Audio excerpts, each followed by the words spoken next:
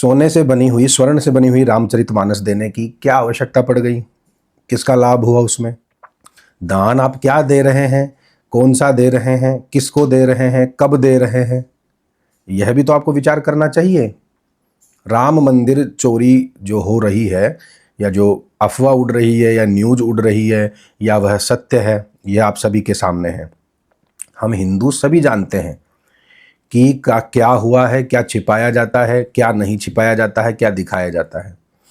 किंतु हम क्या है कि हम उस चीज़ में रह जाते हैं कि नहीं, हमारे सनातन के साथ में कोई खड़ा है, सनातन के पक्ष में वह बातें करता है, हिंदू धर्म को बढ़ाने के लिए, हिंदू धर्म का विकास करने के लिए वह बातें करता है। हम उसमें रह जाते हैं।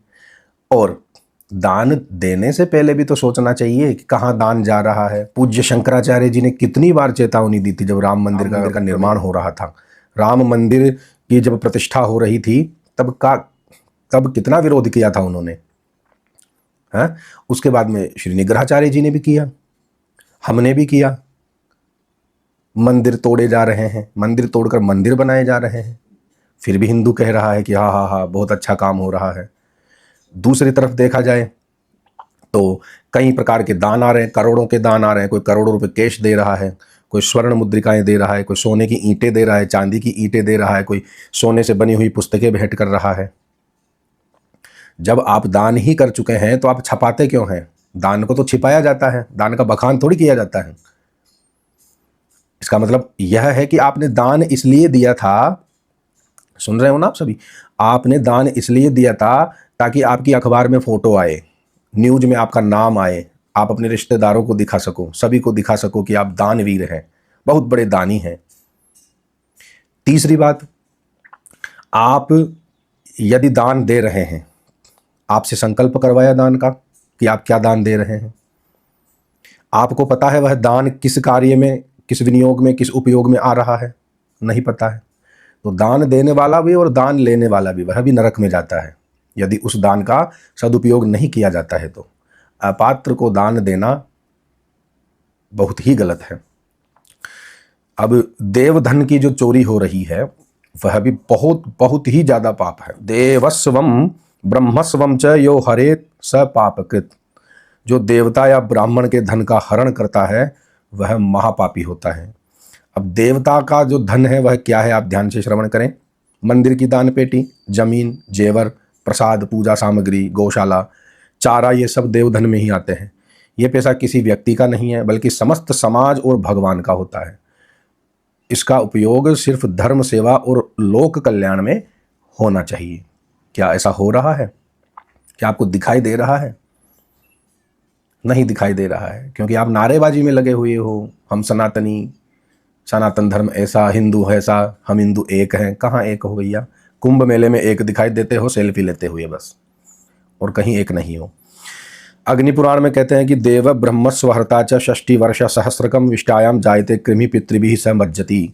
जो व्यक्ति देवता या ब्राह्मण के धन की चोरी करता है वह 60,000 वर्षों तक मलमूत्र में कीड़े के रूप में जन्म लेता है और अपने पितरों सहित नरक में डूबता रहता है। गरुड़ पुराण भी कहता है, मनुस्मृति भी कहती है। कई प्रकार के दोष हैं जिनमें यह भी एक दोष है।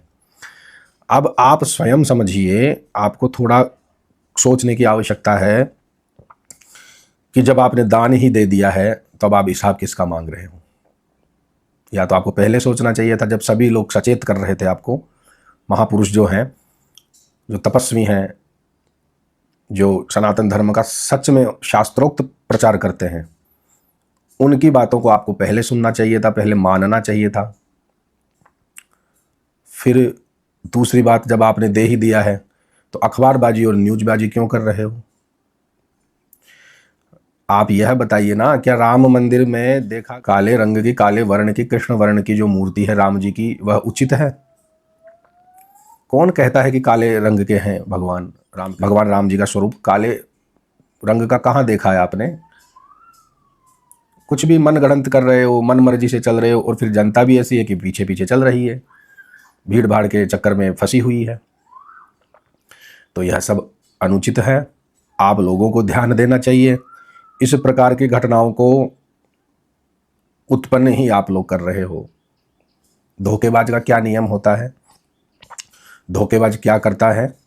सामने वाला धोखा खाने का अवसर देता है, तब सामने वाला धोखा देता है। मूर्ख बेवकूफ़ तो आप बन रहे हो, आपने अवसर दिया है मूर्ख बेवकूफ़ बनने का, तो फिर अब हा हुल्लड़ क्यों कर रहे हो? अब कह रहे हैं कि रामचरितमानस और ईंटें सब सही सलामत है, कोई हिसाब किताब नहीं है। तो भाई इतने दिनों से जब हल्ला मच रहा था तो तब क्यों नहीं पेश किया गया, तब सामने क्यों नहीं लाए गए? इसका मतलब कुछ ना कुछ है चक्कर। ज़्यादा नहीं कहूँगा, कुछ भी आप सब समझते हैं, जनता सब समझती है, लेकिन पता नहीं क्या हो जाता है। तो थोड़ा आंखें खोलिए और उचित अनुचित का जो सिस्टम है उसको समझने का प्रयास कीजिए शास्त्रोक्त। ऐसे अखबारबाजी न्यूज़बाजी में आने से कोई मतलब नहीं है। ऐसे दान दान नहीं माने जाते हैं, ऐसे दान डूबते ही हैं, जो डूब गए आपके और आप देख रहे हो, कोई मतलब नहीं निकला, अब दुख मना रहे हो घर में बैठकर। इसलिए ध्यान देवे, सावधान रहे। हर हर महादेव, नारायण।